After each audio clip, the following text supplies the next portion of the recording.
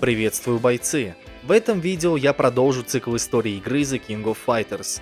В прошлом ролике мы рассматривали KOF 94 и познакомились с механикой, персонажами, сюжетом и другими интересными деталями, то есть с основой.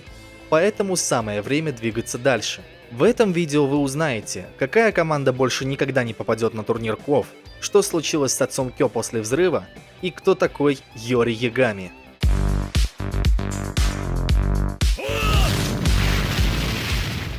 1995 год. SNK презентует новую часть The King of Fighters. Начну с того, что в целом KOF 95 отличается от своего предшественника некоторыми косметическими изменениями и значительными улучшениями. Например, графика стала намного лучше, появились новые арены, изменилось оформление и персонажи стали выглядеть приятнее на своих портретах. У бойцов появились новые приемы, которые позволяли осуществлять более мощные комбо.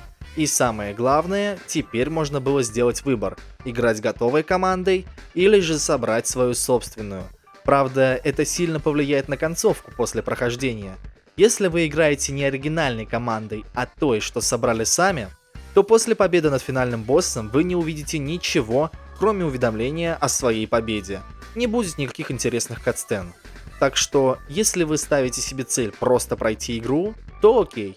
Если же вы хотите узнать, что произойдет с выбранными персонажами после победы на турнире, то тут уже стоит сыграть за одну из оригинальных команд. Оно и логично. Что же касается механики, она не претерпела каких-то значительных изменений. Разве что теперь после уворота вы сможете контратаковать своего оппонента. Нажав A-B для уворота, нажмите эти кнопки еще раз, чтобы нанести контрудар. Удар будет не особо мощным, но с его помощью можно будет начать более мощные комбо. Теперь перейдем к основной задумке. Проект KOF 95 начался с идеи представить персонажа Йори Ягами в качестве соперника для главного героя Кё Кусанаги. И это вышло немного дальше, чем просто соперничество или противоположности. Разработчики наделили Йори характеристиками, которые расширяли тему его взаимоотношений с Кё. У обоих были схожие способности, но в то же время противопоставленные друг другу. Кё использовал огонь, а Йори — фиолетовое пламя. В списке приемов и их общей концепции движений прослеживались сходства, однако не столь значительные, чтобы этих двоих можно было бы назвать Рю и Кеном. Соперничество Йори и Кё таится в древней вражде их кланов — Кусанаги и Ясакани. Было известно, что первоначально у этих общин были хорошие отношения, до момента, когда клан Ясакани заключил сделку со злобным змеем Орочи. После этого инцидента пламя Ясакани стало фиолетовым, а сам клан был переименован в Ягами. Но доподлинно неизвестно, каким образом Кё и Йори познакомились и каковы истинные мотивы последнего. То ли это все из-за вражды кланов, которая позже переросла в личный интерес, то ли все же у Йори просто неудержимый дух соперничества с Кё и вражда кланов его мало заботит. На момент выхода проекта это было не до конца понятно. К тому же, как я уже говорил в прошлом ролике, по KOF было много литературных источников, а именно манги, и каждый автор вносил свое видение взаимоотношений Кё и Йори, как и событий, которые к этому привели. В одной манге Кё победил Йори, в другой они пересеклись до или после турнира и начали выяснять отношения. В общем, интерпретаций достаточно много, но истинной причиной принято считать то, что Йори просто хочет потешить свое самолюбие и быть уверенным в том, что он сильнее Кё, а если окажется наоборот, то он не пожалеет сил, чтобы стать лучше и доказать обратное. Поэтому в будущем можно будет часто наблюдать, как из обычного поединка Йори устраивает ожесточенную схватку, угрожая в прямом смысле убить Кё. Благо, это всего лишь слова и не более. Во время первых тестов игры Йори был самым популярным персонажем, который позднее стал и любимцем для разработчиков. И по сюжету игры Йори возглавлял команду, в которую также вошли Эйджи Кисараги и Билли Кейн. Эйджи Кисараги пришел из игры Art of Fighting 2. Этот персонаж до сих пор является загадкой, потому что о нем в принципе мало что раскрыто, кроме его неприязни к семейству Сакадзаки и желания уничтожить их стиль карате. В бою он использует рубящие движения руками, которые нередко сопровождаются энергетическими потоками. Геймплейно Эйджи — это быстрый персонаж, ориентированный на ближний бой. Он обладает высокой скоростью передвижения, которая позволяет ему быстро менять свое положение на экране. Кроме того, у него есть множество отличных приемов боя как на средней, так и на дальней дистанции, некоторые из которых имеют разрозненные зоны охвата. У него также есть один проджектайл и возможность отражать снаряды. В ближнем бою возможности Эйджи довольно ограничены. Он может хорошо блокировать удары и наносить тычки, но его основное преимущество — это дистанция и приемы с быстрым перемещением, которые могут служить отличным инструментом для того, чтобы запутать соперника. Билли Кейн прибыл из серии Fatal Fury. Из его биографии известно, что он пришел мстить Терри Богарду за поражение своего босса Гиса Ховарда. В бою он мастерски орудует посохом, который может удлиняться, разделяясь на 3 части. В игре этот персонаж отлично подходит для того, чтобы сдержать противника на расстоянии, или же прощупать умения оппонента. Вблизи Билли может нанести много урона вращением, на средней дистанции он использует тычки, а на дальней так и вообще тяжело уловить хитбоксы его посоха. Плюс ко всему у него есть неплохой антиэйр и атака с воздуха, которая правда не так уж полезна за счет своей долгой зарядки, потому ее легко избежать уворотом или заблокировать. В общем, эти двое во главе с Йори основали команду Rival Team, или же команду соперников. Как нетрудно догадаться по названию, каждый персонаж представлял из себя соперника для определенного героя. Для Йори это Кё, для Эйджи это Рё Саказаки, а для Билли это Терри Богард. Каждый имеет свои цели, так что это даже не столько объединение, сколько вынужденный союз. Над созданием команды соперников разработчики трудились больше всего, уделяя внимание их движениям и анимациям, которые были очень качественно сделаны для того времени. Правда, стоит отметить, что команда соперников, по сути, заменила американскую спортивную команду, а сюжетно это объясняется тем, что Эйджи и Билли просто отметелили спортсменов и выкрали у них приглашение, а затем уже завербовали в свою команду из самого Йори. Именно таким образом эта троица попала на турнир КОВ. А американская спортивная команда больше никогда не появится в основном сюжете КОВ. Разве что только в одной из частей, и то не сюжетной. После этого их вообще не будет ни в одной игре в качестве играбельных персонажей. Фанаты по-прежнему выпрашивают у SNK возвращение этих бойцов, но разработчики относятся к этому скептически, думая, что это просто какая-то шутка. Теперь двигаемся к сюжету. Некто таинственный и ни в коем случае неизвестный рассылает бойцам по всему миру письма с приглашениями на турнир KOF, причем письма попали к тем же самым адресатам, что и в прошлый раз. И вновь загадочная подпись с буквой R. Неужели прошлый организатор турнира Ругал Бернштейн каким-то образом смог выжить? Или это всего лишь совпадение? Чтобы это выяснить, все команды вновь принимают участие в турнире. Как и в прошлом видео, я буду вести повествование о японской команде, так как они тут главные герои. Но, как вы помните, все концовки каноничны лишь фрагментарно. То есть многие события действительно происходили, но отличаются одним единственным моментом. Никто, кроме японской команды, не побеждал босса. Поэтому, если вы решили пройти аркадный режим за другую команду и дойдете до концовки, знайте, она канонична, за тем исключением, что команда, которую вы выбрали, по канону босса не побеждала. Двигаемся дальше. По ходу турнира за японской командой вновь начинается пристальное наблюдение, как нетрудно догадаться, по инициативе Ругала. Обо всех победах ему докладывает новый секретарь. Что случилось с прошлой, пока остается вопросом. Подтягивая вино, злодей беседует с кем-то, кто скрывается в тени. И этот кто-то ждет не дождется, когда команда Японии дойдет до финала. А тем временем герои побеждают своего последнего соперника, после чего они попадают в какое-то помещение, которое, по идее, должно быть их следующей ареной. Но внезапно комната начинает заполняться усыпляющим газом, и все теряют сознание. Придя в себя, они обнаруживают перед собой Ругала Бернштейна, живого и невредимого. Было нетрудно догадаться, кто стоит за этим турниром. Однако, не все так просто. Помимо Ругала в комнате находится еще один загадочный человек. И присмотревшись, героям становится понятно, что это Сайсю Кусанаги, отец Кё. Оказывается, Ругал обладает некой таинственной силой, благодаря которой ему и удалось пережить тот взрыв. А Сайсю, как оказывается, погиб во время тех событий, а злодей не только смог каким-то образом воскресить его, но и промыть ему мозги. Ведь Кусанаги предлагает своему сыну присоединиться к нему, Поскольку силе, которой обладает Бернштейн, нет равных, а если он откажется, то он будет убит. Кё, Беннимару и Даймон принимают этот вызов и начинается бой. Сайсю Кусанаги является саб-боссом или же средним боссом в этой игре. Его приемы сильно напоминают техники, которые использует Кё, правда с совершенно другими движениями. Его не так трудно победить, если приноровиться, но опасность заключается в высоком уроне, а также комбинациях, которые он использует. С высокой вероятностью вы рискуете получить оглушение буквально от пары-тройки ударов, а чтобы полностью снести вам здоровье, ему будет достаточно 4 или 5. Поэтому ни в коем случае не позволяйте ему набрать шкалу энергии до максимума, а набирает он ее очень быстро. На приближении или прыжке он будет реагировать восходящим ударом или приближающимся. На телепорты или быстрые передвижения контратакует нормовыми, которые может дополнить любым приемом из своего мувсета. К тому же не брезгует спамить проджектайлом и нижними ударами. Умеет отменять некоторые спецприемы в захват. В самый неожиданный момент он может поймать вас и использовать ульту, но чаще всего он задействует ее, когда ваш боец оглушен или открыт после использования дальней атаки.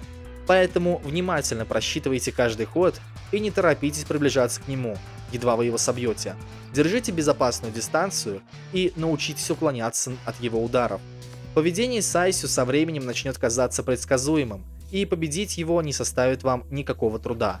Но в ваших интересах победить его с наименьшим количеством потерянных бойцов, ведь именно с оставшимся количеством вам придется сражаться со следующим противником. Кё побеждает своего отца, и тот приходит в себя. Сайсю признает, что он не так уж и силен, и просит сына убить Ругала, после чего теряет сознание. Кё в ярости, а Ругалу только это было и нужно. Ему уже не терпелось продемонстрировать свою новую силу. Пространство озаряет синяя вспышка, кожа злодея становится серой, а тело начинает источать зловещую ауру. Оказывается, все это время Ругал обладал силой Орочи, и пробудив ее, он смог превзойти свои человеческие возможности. Этим и объясняется то, как он смог пережить тот взрыв на корабле. Но это еще не все. Он обзавелся кибернетической рукой, которая разрывает плоть, как если бы это было ничто.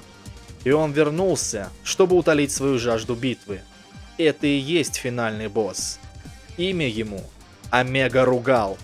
Альтернативная форма Ругала Бернштейна, но намного сильнее. Не иначе, как бесконечное бедствие. Омега Ругал сохраняет почти тот же мувсет, что и в своей оригинальной версии в KOF 94.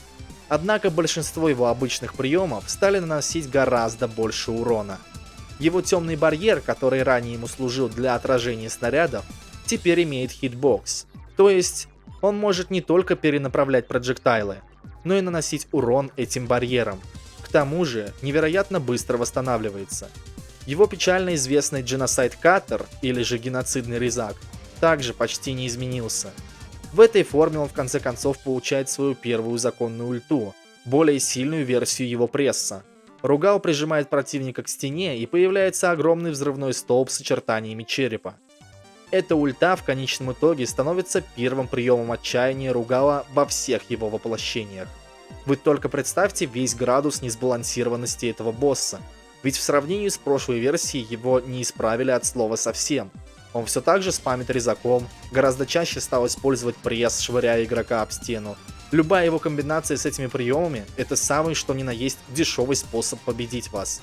На более высоких уровнях сложности почти половина мувсета любого персонажа становится неюзабельной по причине того, что босс наказывает почти любую попытку атаки. И все же способ его победить существует. Старайтесь просчитывать зону поражения его ударов, если он находится в воздухе, ведь есть хороший шанс атаковать его со спины и избежать захвата, пресса или резака. Если Ругал приседает, вероятнее всего он использует резак, поэтому используйте уворот, и как только он начнет приземляться, контратакуйте и соедините этот удар с любой подходящей атакой. Как и в раннем появлении, Ругал не будет нападать, пока заряжает силу, что тоже хороший способ нанести ему урон. Однако на более высоких уровнях сложности он начинает игнорировать это правило. От пресса лучше всего защищаться уворотом, так как больше шансов атаковать его со спины. Его проджектайлы также можно гасить или отражать, в зависимости от того, что за бойца вы используете. И самое главное, делайте свои комбо как можно продолжительнее. И не забывайте заряжать силу, чтобы ваш урон по боссу был мощнее. Умело применяйте эти тактики, и вы сможете победить финального босса, как и наши герои. Японская команда успешно побеждает Ругала. Злодей в свою очередь негодует, как даже со своей новой силой он проиграл. Вероятно, он бы снова рванулся в битву, но его тело начинает странно себя вести. Все вокруг озаряется белым светом. Тело Ругала оказалось слишком хлипким, чтобы держать внутри себя такую мощную силу Орочи. Ведь чем больше он сражался, тем сильнее нарастало его внутреннее напряжение. Искренне сокрушаясь такому повороту событий, Ругал кричит напоследок, что он однажды обязательно вернется. И едва он успевает это сказать, как его тело взрывается. Это конец. Герои понимают, что злодей побежден, и пока что можно выдохнуть. Однако вскоре друзья обнаруживают, что Сайсё Кусанаги куда-то пропал. Поначалу Бенимару и Даймон предполагают, что с ним что-то могло случиться, но Кё уверяет их, что его отец жив и, вероятно, продолжил свой путь. В это время Сайсю размышляет о произошедшем и мысленно дает напутствие своему сыну, чтобы тот был в боевой готовности, ведь совсем скоро он столкнется с ужасными вещами, которые преследуют клан Кусанаги испокон веков. А тем временем наши герои расходятся по домам. Конец. А теперь стоит упомянуть важные события, которые происходят в других концовках. Как минимум, их стоит упомянуть для понимания сюжета, так как это будет иметь смысл в будущем. Команда соперников также узнает о смерти Ругала, и все пребывают в шоке от происходящего. Все, кроме Йори. Он в открытую насмехается над Ругалом за его неспособность контролировать силу Орочи. Эйджи и Билли не понимают, о чем говорит Йори, но прежде чем они успевают что-либо осознать, Ягами набрасывается на них и избивает. Пока его уже бывшие товарищи по команде проклинают Йори за его предательство, тот вовсю упивается своими грезами о том, что Кё Кусанаги будет его следующей жертвой. За происходящим поединком также наблюдал отряд Икари. Самолично увидев смерть главного злодея, командир Хейден с облегчением выдыхает, но позже приходит к выводу, что Ругал, вероятно, был чьей-то марионеткой. За всем происходящим стоит некто. Некто, давший Ругалу силу Орочи. Вероятно, с этим таинственным человеком они однажды столкнутся. А пока можно спать спокойно. Новый KOF стал самой лучшей игрой на Neo Geo в 1995 году. Критики похвалили добавление функции редактирования команды, отметив ее как одну из самых полезных и нужных. Одобрительно отнеслись и к замене американской спортивной команды на команду соперников, а также к небольшим изменениям в управлении и улучшению графики. Было подчеркнуто, что SNK остаются мастерами жанра файтингов, основанных на спрайтах, и King of Fighters 95 оставляет своих конкурентов далеко позади. Командный бой обеспечивает большее разнообразие, чем в обычном файтинге, а возможность редактировать команду значительно повышает удовольствие от игры и ее продолжительности. Необычайно высокая сложность выполнения комбо делает бои более захватывающими, а анимация значительно улучшилась по сравнению с KOF 94. В то же время было и обратное мнение, что в сравнении с прошлой частью графика улучшилась не сильно, будто бы к прежнему оформлению добавили минимум улучшений. А кто-то даже пожаловался на то, что фишка боев 3 на 3 не особо-то и впечатляет. Бесспорно, это изюминка, но по сути это все еще файтинг, который мало отличается от боя 1 на 1, и мало что может предложить опытным игрокам. Но на это имелось довольно железное возражение в лице Омега Ругала. Ведь даже опытному игроку для битвы с ним придется серьезно напрячься. Как и в прошлый раз, за скрытых персонажей боссов можно было играть, используя чит-коды. Однако характеристики Ругала как финального босса так и не были снижены для соревновательного режима. Пусть на первый взгляд и кажется, что он получился несбалансированным недоразумением, но разработчики действительно над ним постарались. Пусть его искусственный интеллект кажется не таким жестким, как в прошлой части, легче проходить его от этого не становится. В свое время этот гад здорово потрепал нервы игрокам, и я уверен, тем, кто столкнется с ним сейчас, тоже будет несладко. Именно по этой причине многие игроки нарекли Омега Ругала как одно из самых зверских воплощений синдрома босса SNK. Игровые журналы также признали, что он один из самых стильных боссов в истории файтингов, хотя игроки могут ненавидеть его из-за того, как сложно его победить. Ведь уровень мастерства и техники, необходимых для игры, хоть и считается сильной стороной, но в то же время является и основным фактором, ограничивающий ее привлекательность. Но как бы сильно вы ненавидели Омега Ругала, сражаясь с ним, вы не сможете отрицать, что, вероятно, это сильнейший босс, которого вы встречали в файтингах. Ведь изюминка этого персонажа не только в его сложности, но и некой зловещей харизме. Да и у самих разработчиков это самый любимый босс во всей серии. Поэтому в будущем он появится еще и не раз в своих самых невероятных, зловещих и величественных образах.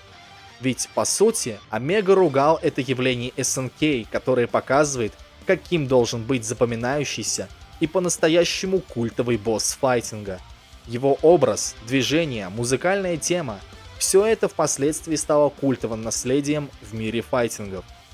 Сайсю Кусанаги, другой персонаж-босс, не должен был появиться в игре, так как по первоначальной задумке он должен был погибнуть в The King of Fighters 94 во время одной из сцен из истории команды героев.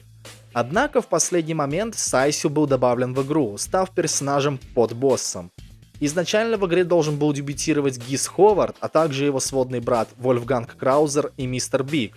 Однако по разным причинам разработчики отказались от этой идеи, хотя в итоге трио станет играбельным в следующей части серии. Кроме того, как для этой игры, так и для следующего KOF рассматривалась возможность создания команды Samurai Shodown. Это, если что, другой файтинг от SNK, где, как вы уже догадались, по названию сражаются самураи и не только. Команда должна была состоять из Хаомару, Накуруру и Гальфорда, но из-за нехватки времени этот сценарий был отменен. Хотя Накуруру в итоге появилась в версии KOF 95 для Game Boy, хоть и в качестве неканоничного эксклюзивного играбельного персонажа. А свою авантюру с командой самураев SNK в итоге осуществила в 2022 году. Это примерно спустя 27 лет. А именно в 15-й части King of Fighters, где в качестве DLC появилась самурайская команда, состоящая из Хаомару, Накуруру и Дарли Даггер. Гальфорд, к сожалению, не попал в этот отряд, он оказался слишком хорош для этой игры. Фанаты SNK в один голос твердили, что King of Fighters намного лучше, чем Street Fighter Alpha и его продолжение, ведь требует гораздо больше опыта и навыков. И трудно не согласиться, что требуемый уровень мастерства намного выше. Большинству из нас вряд ли удастся достичь этой вершины мастерства, но если вы достаточно хороши, это остается одним из самых величайших файтингов всех времен. Ну а на этом все, бойцы. Если вам понравилось это видео, прошу вас подписаться на мой канал и соцсети. С вами был Виц. Всем красивых комбо и безупречных побед. До скорого!